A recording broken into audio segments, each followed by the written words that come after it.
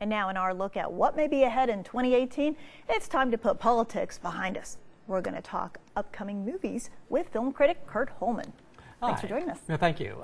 I hope you like superhero movies, because there's going to be a lot of them in 2018. There's at least 10 coming up. At least 10, yes. Yeah. Okay, well, let's start with the local flavor, Marvel movies. Yeah, exactly. The Marvel Studios films are filmed here in Pinewood Studios and around. And starting on February 16th, there's going to be the Black Panther, which everyone I know is super excited about. It's from the director of Creed, which was a big hit, and it's about the Black Panther, who was the first black superhero in Marvel Comics, and it's kind of his own spotlight character, played by Chadwick Boseman, and so it's going to be pretty exciting.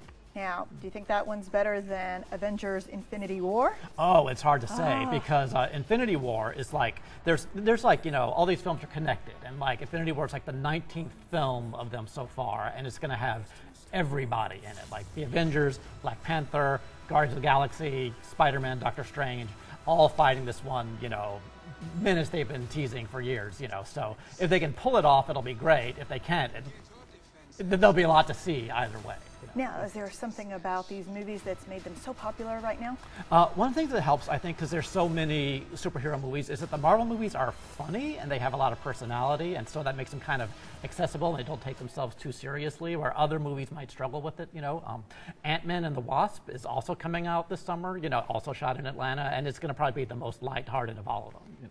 All right, so people who are fighting with their relatives over politics, they can bond together over these superhero movies. What about fans of The Incredibles? The Incredibles 2 is coming out, so like another superhero film with the same director, Brad Bird, also from Pixar. The Incredibles is arguably the best superhero movie ever made, so hopefully it'll be as good, you know, as the previous one. Now, the director of Selma has a new movie coming out, I hear. Yeah, director Selma was actually offered Black Panther, or there was in talks, but she chose to do A Wrinkle in Time instead, which is based on a classic children's story about a little girl trying to find her father and going through these different universes. It has a very interesting cast with Oprah Winfrey, Reese Witherspoon, Mindy Kaling. So it looks like a very unusual kind of like fantasy epic. So yeah, people are excited about it. Yeah. Now the master, Steven Spielberg.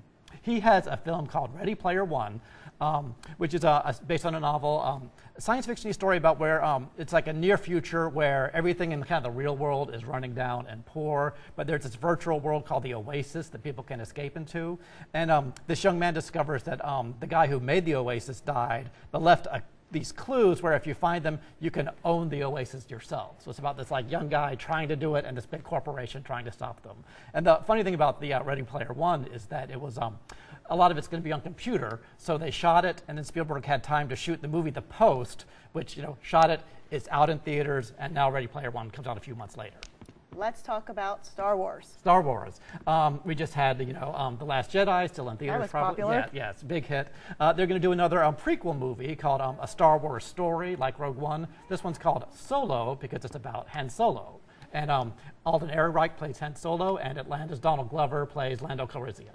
Now, prequels don't usually do so well. Sometimes they do. The Star Wars prequels did okay. So, and Rogue One didn't do as well as like The Force Awakens, but so we'll see how well it does. You know. Now, before we wrap up the show, I understand you got some information for us. Yes, I did want to. If you're not interested in something that's so huge, you might want to look at the Atlanta Jewish Film Festival opening, which starts in January, and the Atlanta Film Festival, which is in April, for like local films that might be more independent or unusual. Oh, I love indie films. Okay, now you're talking my game. Sounds very good. Thank you so much for joining us. Thank you. And thank you for joining us for this edition of Public Affairs on Peach.